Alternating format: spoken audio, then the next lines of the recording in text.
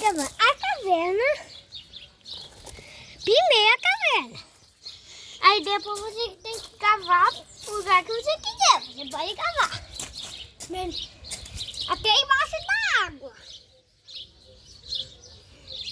Você pode cavar até embaixo da água. Não pode botar na água não, né? Aí vai só até o cimento.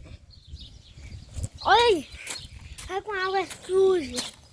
A natureza normalmente deixa água suja ali.